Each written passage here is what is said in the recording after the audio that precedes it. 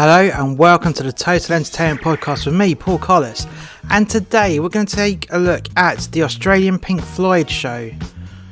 Why Australian Pink Floyd? Well, it's not actually Pink Floyd, but it's a damn good tribute show to them, and it always sells out in the Cardiff International Arena, formerly known as the Motorpoint Arena. Well, let's take a look at what they've got then. So today's show is a two-truck show.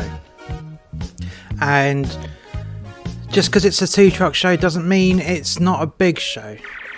But then again, it's a tribute band, so they're not going to need a lot of technology. So on the stage at the moment, you have a circular truss which is hanging down at the back, and that's basically circling a small round screen. Now, I've seen this show a few times before, and it's pretty much the same throughout. Why would they change it?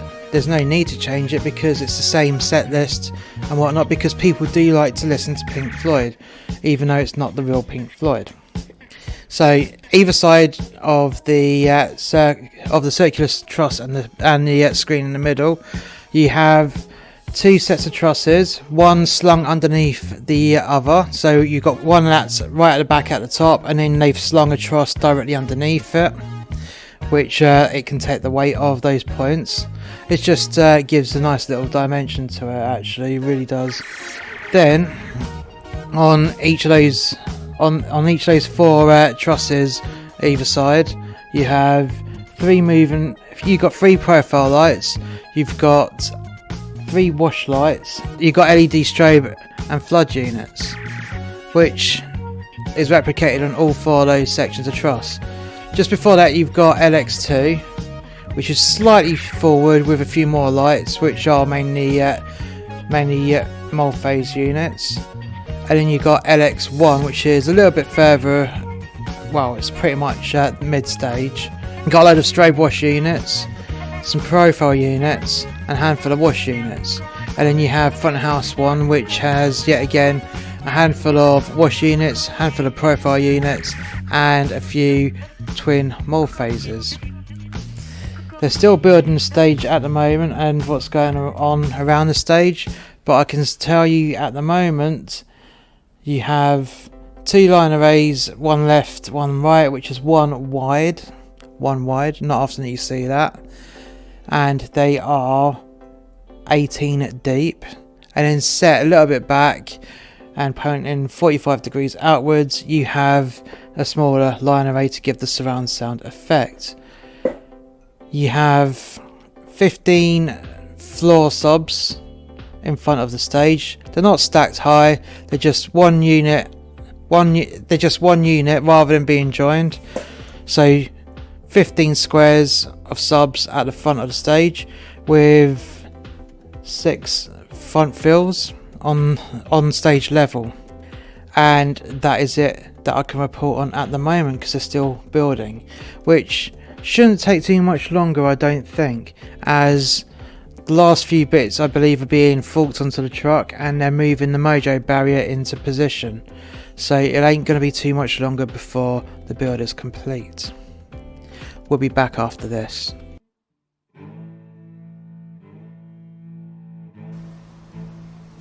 So not only does Muster X Media have a series of podcasts, but we also have a series of books. The first book is actually 2 books, it's Volume 1 and Volume 2, of a tribute to working at sea. The best fiction is based on truth. This is a compilation of short stories, rants and poems loosely based on the author's experience at working on a cruise ship. Some of these stories are based on actual events but highly exaggerated, whilst other stories are pure fiction. The title of the book, A Tribute To, is fitting with the tone of the book because, like a tribute act, it is a blatant altered reality where you can enjoy it knowing it's not quite the truth.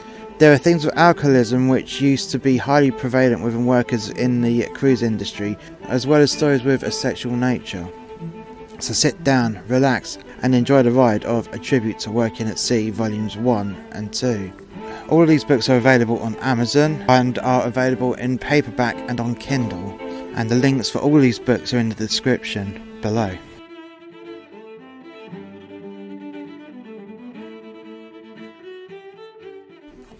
The Australian Pink Floyd show, more frequently referred to as the Australian Pink Floyd, is a Pink Floyd tribute band formed in 1988 in Adelaide in South Australia. Their live shows attempt to recreate the look, feel and sound of Pink Floyd's later world tours, employing visual aids such as lasers, inflatables and large display panel similar to Mr. Screen. The Australian Pink Floyd show plays venues worldwide. The band is noted for replicating the nuances of Pink Floyd's work. Steve Mack's guitar rig closely resembles David Gilmour's setup and includes elements custom produced by Pete Cornish, who worked extensively with Gilmour. The band associates itself with individuals who have worked with Pink Floyd over the years, including Colin Norfield, who worked as a sound engineer for Gilmour on his solo career and for Pink Floyd during their 1994 Division Bell tour, and Clive Brooks, Nick Manson's longtime drum technician. The show includes a round screen with intelligent lights arranged around its perimeter. During the concert, movies and animations are displayed on screen, complementing the band's light show. Inflatables such as the pig used by Pink Floyd during the Division Bell tour, and Skippy, the band's own giant pink kangaroo, and named after the Australian TV series Skippy the Bush Kangaroo, are frequently employed on the band's shows.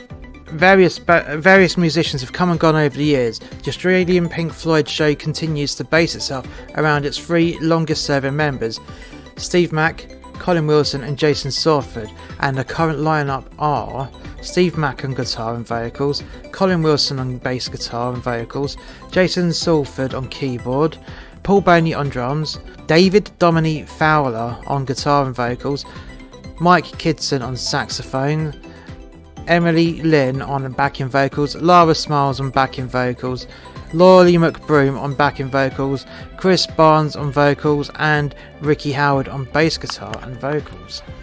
That's pretty much all I can find on the band. Now, there's no point in going into the history of Pink Floyd because this is not Pink Floyd. This is Australian Pink Floyd. We'll be back after this. The War of Carnarvon Crescent by Paul Collis from Muster X Media. When a neighbourhood dispute explodes into an all-out war.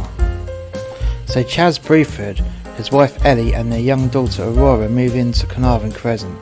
They soon become aware of the troublesome next door neighbour who makes a point of living in her house for over 50 years.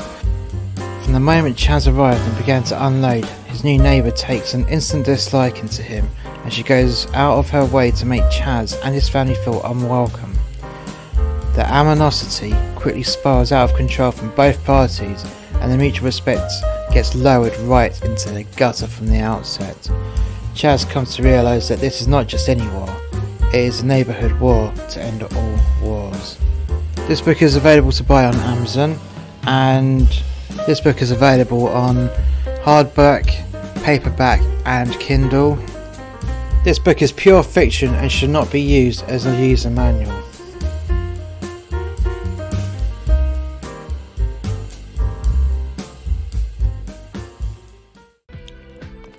And we're back. So you can hear by the kick drum that they're pretty much all ready to go. Doing a sound check.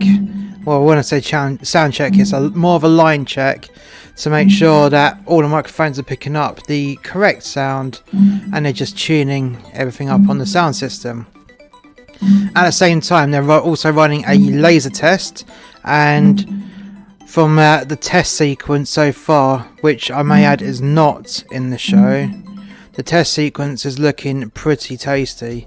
And what they have to do for lasers is to make sure that no one is in eye level of the lasers, so they're just testing all the parameters of up and down movements and across movements to make sure that no customer gets hit in the eye by the lasers, because no one wants to be done for no one wants to get a eye injury, if you want to call it that.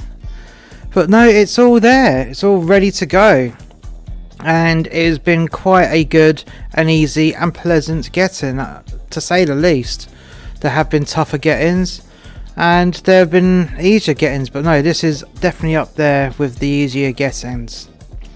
I'm looking forward to this show. It's been a while since I've seen it, Last time they were in, just before the pandemic, I didn't work on that show. So it's been quite a few years now since I last see it, and it's gonna look great. We'll be back after this.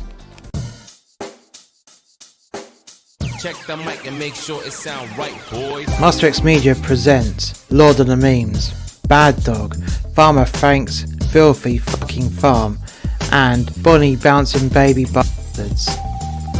All three of these books are meme books, and they come up with some pretty brutal and hilarious memes which are definitely not for children or the easily offended. These are ideal gifts for Secret Santa, Father's Day, or even birthday presents for the fun-loving man. So why not take a chance and make his day when he gets to read a Lord of the Memes meme book. All three books are available on Kindle, hardback and paperback on Amazon.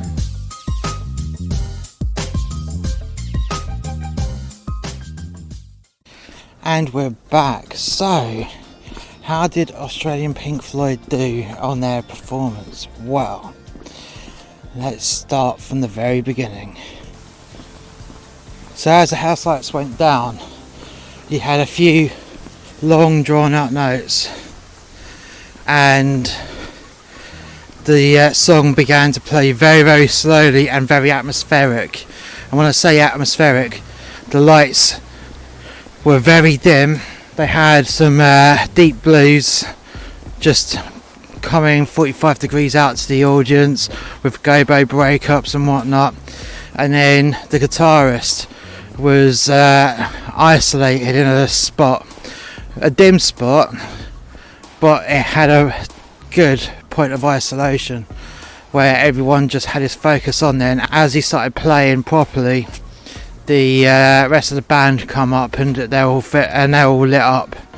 And as that first song was playing, you had the audience just raring to go, you know, cheering it on, all in anticipation for the actual start of the show. From start to finish, the lighting effects remained fluid throughout, because it was designed to do that in that specific way. So no part of the lighting repeated itself. It was always constantly in flux. It was constantly moving and evolving. So the lights were never static. There was always some movement. Even if the lights themselves weren't moving, you had the a slow rotation of the gobos, and then you had a lot of serious laser effects throughout the whole show. It was a stunning visual masterpiece that cannot be replicated. You just couldn't replicate it. And this is their own interpretation of Pink Floyd on tour. But when Pink Floyd were on tour, they never had that kind of technology to what you have today. So they don't have the powerful LED strobe flood units which they have on this lighting rig. They didn't have all the laser effects. Back then you'd have a red laser or a green laser. Now your lasers can be any colour that you want. So it's a nice modern interpretation of what Pink Floyd would have been like, and it looked visually stunning, and you wouldn't get that replicated anywhere else in live entertainment. It was programmed and envisioned by a programming master, and I would put money on it that the lighting sequences were done on timecode. So it would have been programmed, so as soon as the click track starts per song, the computer will just follow the sequences placed in, and then when the click track stops, the time code pauses, and then that's its marker to stop, and then as soon as it receives time code again, it will fire the next cue. So that's how it was done. So for the amount of fluidity within that, it would have to be done by computer. You wouldn't be able to do that manually. As good as someone could be, and as much of a master as they can be, it will not be accurate, whereas when it's all on time code, it'll always be accurate. Now sound wise, the sound was superb. You had what I like to call the platinum standard clarity. So the sound wasn't too loud. I mean, it couldn't be because of the size of the line arrays. But that being said, it was crystal clear clarity, and I'd even dare say CD quality. It was superb. You could hear absolutely every aspect of the song. Every instrument was very defined and in perfect balance and harmony with the next, along with the vocals. Wow, the vocals from the BVs, the backing vocals, were superb and full of power, and the lead vocals were just as good. You could even close your eyes and I would put money on you struggling to work out which band is the original band and which band is the cover band. Now, how was Australian Pink Floyd in their actual performance? Well, they had the audience in the palm of their hand from start through finish.